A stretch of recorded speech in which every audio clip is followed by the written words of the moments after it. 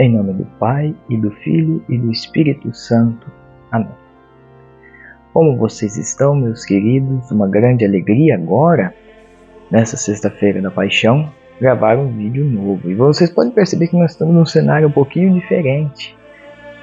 Bom, basicamente aqui é o estúdio do podcast do nosso seminário, Seminário São José, o Seminário Propedêutico aqui de Sinop, agora que eu já ingressei há pouco tempo. No vídeo de hoje nós vamos falar sobre um sacramento, mais um sacramento para completar a lista dos 7 sacramentos, né? Então já falamos dos sacramentos de iniciação da vida cristã, que é o batismo, a confissão, a Eucaristia. É o batismo, crisma e Eucaristia, são os de iniciação da vida cristã. Os sacramentos de cura, aí sim, confissão e o São dos Enfermos. E agora nós vamos falar dos sacramentos de vida, né? São os chamados sacramentos, vamos dizer, a serviço da igreja, os que ficam a serviço da igreja. Então esses são os serviços da comunhão, como diz o próprio catecismo. Começando pelo sacramento da ordem, ordenação. A posteriori nós falaremos do matrimônio, mas hoje será o da ordem. Basicamente, o que é o sacramento da ordem? Bom, se eu estou no seminário, eu busco esse sacramento. É quando o bispo impõe as mãos sobre um rapaz e ele é ordenado, um diácono, um padre e, se no caso de um bispo, mais bispos o ordenam. O sacramento da ordem tem a função muito importante, não só abençoar, mas sim de trazer, principalmente no segundo grau da ordem, que é o do sacerdócio, é o padre, trazer Cristo à terra através da missa, ministrar a unção dos enfermos, que mais? E principalmente confissões, né? Perdoar pecados. E da primeira ordem, o bispo ainda tem o poder, vamos usar esse termo que não é certo, mas a autoridade também de ordenar. Nós vamos então destrinchar todo esse sacramento, inclusive menções nele nas Sagradas Escrituras, certo?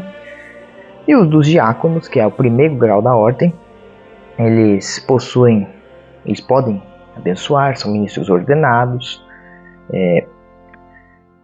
podem assistir casamentos, batismos também, sem problema algum. Então esses são os diáconos, né? Os diáconos inclusive são mais antigos que os padres, só por curiosidade. Então vamos destrinchar isso tudo aqui no vídeo. Bom, então gente, para nós entendermos o sacramento da ordem, nós temos que primeiro perceber que, como nós quase conhecemos como ordenação hoje, já existia no Antigo Testamento, tá?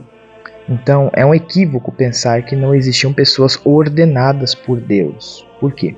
Já existiam sacerdotes na Antiga Aliança, tá? Esses sacerdotes, eles tinham uma função muito específica. Com um rito próprio, a mando do próprio Deus, ele os consagrou. Eles ofereciam dons, eram mediadores, entre aspas, entre Deus que conversava com o povo, através da Arca da Aliança principalmente, e os sacrifícios aos pecados. Então eles eram instituídos para anunciar a palavra de Deus. Vale o exemplo de São Melquisedeque. Santo Melquisedeque, ele era conhecido como sumo sacerdote, né? Aí nós vamos, por que do nome do sacramento ser ordem? Porque a ordem vinha do ordo, né? Do governo civil no Império Romano. Aí depois isso foi, pela tradição, associado à igreja, porque são ordenados, eles têm uma ordem bem específica. Aí vem do grego, ordines em latim, e o taxeis em grego. Então nós temos o ordo episcoporum, que é a ordem episcopal, ordem presbyterum, a ordem dos presbíteros, e ordem diaconorum, ordem dos diáconos, né? Então são 3 graus de ordem: a ordem dos diáconos, dos presbíteros e dos bispos, ou dos episcopos. Tá tudo certo. E nesses esses 3 graus da ordem, eles participam do único sacerdócio de Cristo, porque Jesus Cristo é o sumo e perfeito sacerdote. Era aquele que era um só mediador entre Deus e a humanidade. Era o sacerdote do Altíssimo, né? Muitas vezes em Hebreus ele é comparado com o sumo sacerdote Melquisedeque, inclusive. Era um santo, inocente, sem mancha. Então Cristo é o único sacerdote. Então esse ministério exercido pelos ministros ordenados fazem parte desse único sacerdócio. E nosso sacerdócio batismal, né? Quando nós somos batizados, nós somos ungidos como rei, profeta e... Ai, meu Deus. Rei, profeta e sacerdote. Quando nós somos ungidos, isso é o sacerdócio comum de cada um, né? Mas não é a mesma dignidade, por exemplo, do sacramento da ordem. São coisas diferentes. Os ministros ordenados, eles têm, o próprio catecismo chama de poderes, não é? Para fazer certas coisas dentro do reino de Deus e a serviço de Cristo. É o que nós chamamos de in persona Christi capitis, na pessoa de Cristo cabeça, porque o Cristo cabeça é a cabeça de toda a igreja. Nós temos um corpo. São Paulo vai dizer que a igreja é um corpo. Quando Jesus aparece para Saulo, Saulo, por que me persegues? Toda vez que você persegue um dos meus pequeninos, você me persegue. Então veja, a igreja é um corpo, e o corpo tem mãos, tem pés, tem outras partes. É essa a função dos ministros, né? É os ministros ordenados. É até muito interessante que tem até aqui, ó, Christus et Fons Totius Sacerdotis, é um documento e ele vai nos dizer, abre aspas, na verdade, o ministro faz as vezes do próprio sacerdote Cristo Jesus. Se, na verdade, o ministro é assimilado ao sumo sacerdote por causa da consagração sacerdotal que recebeu, goza do poder de agir pela força do próprio Cristo, virtute ac persona ipsus Christi. Cristo, isso no caso na encíclica Mediator Dei, do Papa Pio XII, e mesclado a citação, ó, Cristo é a origem de todo o sacerdócio, pois o sacerdote da antiga lei o prefigurava, enquanto o sacerdote da nova lei age em sua pessoa. Então nós agimos na pessoa de Cristo, né? Os ministros ordenados. Aí é isso que, só para diferenciar, que existe o sacerdócio comum, mas Jesus confiou a apóstolos o sacerdócio, vamos dizer, a ordem propriamente dita. Ele não confiou a todos os discípulos, o que os 12 receberam. Por quê? Porque os 12 foram escolhidos. E o próprio Jesus disse, vocês vão expulsar demônios, vão curar os doentes, vão pregar o evangelho, e vão perdoar pecados. Né, que ele fala, recebei o Espírito Santo a quem vos perdoardes os pecados. Então nós já vamos chegar lá. Mas ele escolheu 12. O ministro, ele age em nome da igreja, porque Cristo é a cabeça da igreja, né? Então é em nome de toda a igreja. Não quer dizer que eles sejam delegados da comunidade, eles são delegados da hierarquia, mas eles agem a serviço do povo de Deus e da igreja, pela santificação do povo, né? É como diz na Santa Liturgia da Missa, per ipsum et cum ipsu et in ipso, por ele, com ele e nele. Então, na unidade do Espírito Santo, toda a honra e toda a glória por todos os séculos dos séculos. Então é por Cristo, né? Como se traduz em português, por Cristo, com Cristo e em Cristo. Então é tudo por ele e para ele.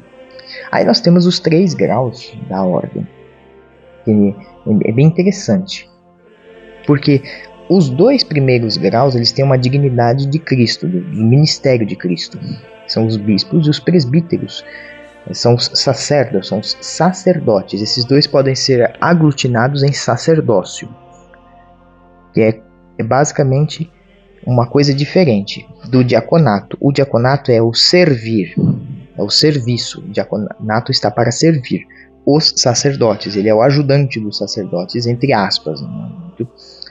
É muito chulo. Aí nós chegamos na ordenação episcopal, né? A plenitude do sacramento da ordem está nos bispos.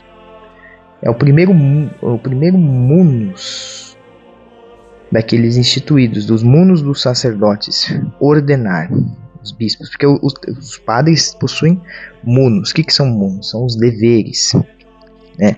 São os deveres de um padre, que são os munus de governar.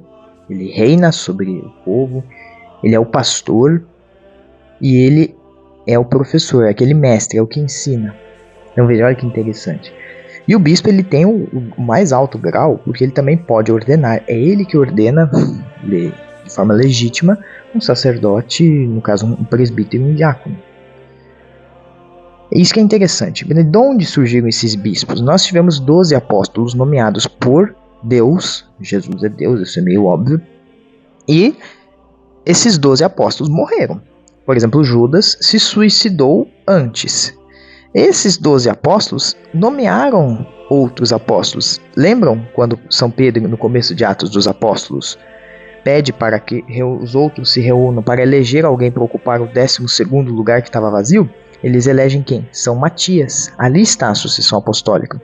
Ou São Paulo, que nomeia Timóteo, que São Paulo também foi sagrado como bispo, né, nesse grau da ordem. Então, é uma coisa que é muito comum.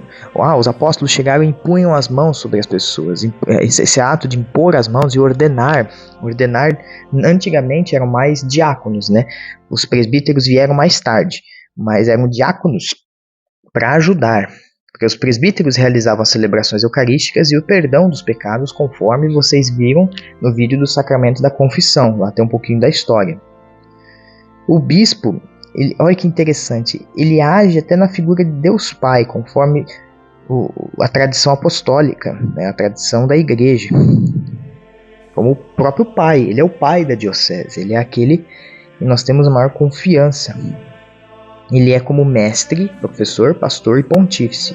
Ele é quem governa, ele é a ponte entre Deus e os homens, por isso pontífice. Os bispos, portanto, pelo Espírito Santo que lhes foi dado, foram constituídos como verdadeiros e autênticos mestres da fé, pontífices e pastores.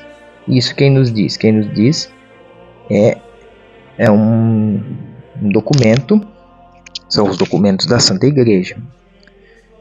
Então esse é o corpo dos bispos, que legitimamente em comunhão com o Santo Padre, o Papa, são aqueles que governam a igreja. Então são os chamados vigários de Cristo. Percebe que eles estão em nome de Cristo, na chamada sucessão apostólica legítima.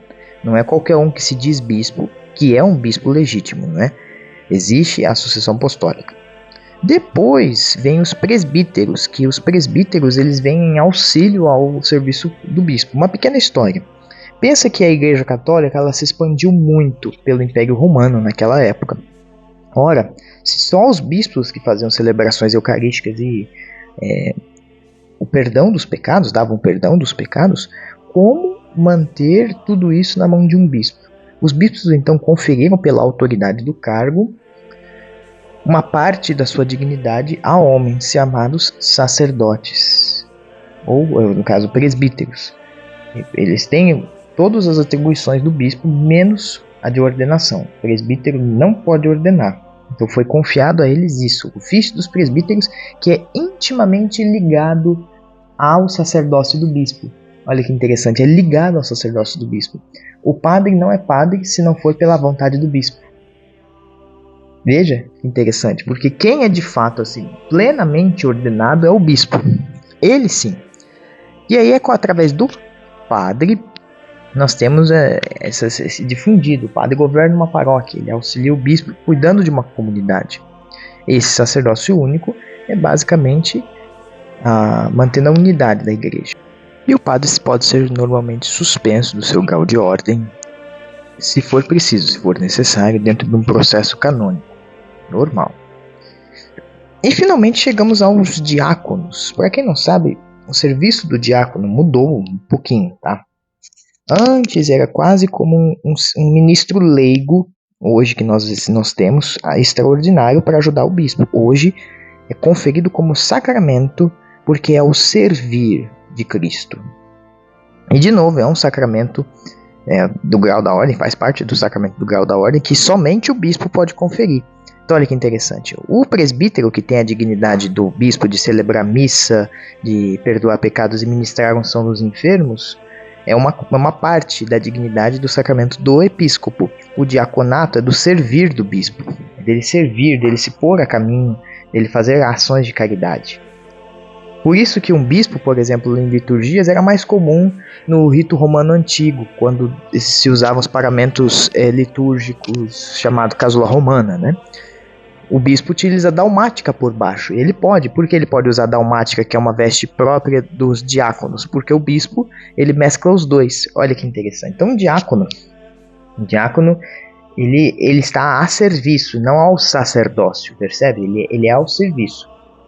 Nos diz o documento do Concílio Vaticano II, Lumen Gentium, sobre a revelação. Cabe aos diáconos, entre outros serviços, assistir os bispos e os padres na celebração dos divinos mistérios, sobretudo na Eucaristia, distribuir a comunhão, assistir ao matrimônio e abençoá-lo, proclamar o Evangelho e pregar, presidir funerais, consagrar-se aos diversos serviços de caridade. Então, basicamente, é o serviço do diácono, caridade. E uma coisa muito interessante que existia na igreja primitiva, até meados mais ou menos da Idade Média, depois deixou de existir com o Concílio de Trento, principalmente depois que criaram os presbíteros, os diáconos caíram no esquecimento. Deu-se muito mais lugar aos presbíteros, algo que o Concílio Tridentino trouxe de volta. O serviço do diácono deu muita ênfase, e agora no Concílio Vaticano II mais ainda, não como era na igreja primitiva, mas mais ainda. Por exemplo, dá para ser diácono permanente se você já for casado, que é uma coisa que era muito comum antigamente, né? É normal, faz parte, o Concílio Vaticano II permitiu, né? Então, como que é celebrado esses sacramentos? O bispo, ele vai impor as mãos em um rito, propriamente dito, o rito da missa. É o rito da missa, no rito da Eucaristia, que se impõe as mãos, e no impor das mãos, estamos ordenando alguém. Tem todas as fórmulas direitinho, uma para cada rito, tá?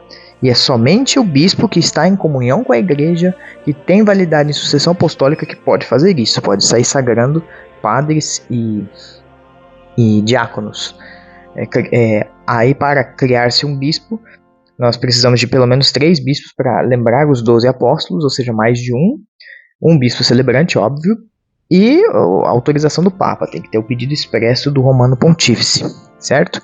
Quem pode receber esses sacramentos? Todos os ministros ordenados da Santa Igreja, eles são homens, porque Jesus Cristo chamou homens. Há quem diga que mulheres foram diaconisas na igreja primitiva, mas como eu disse, o serviço do diácono mudou. Ele antes era uma coisa, vamos dizer, só um serviço, um ministério leigo, agora é um grau da ordem. Então só homens, porque Jesus ordenou homens, Jesus não ordenou mulheres. Jesus chamou 12 apóstolos.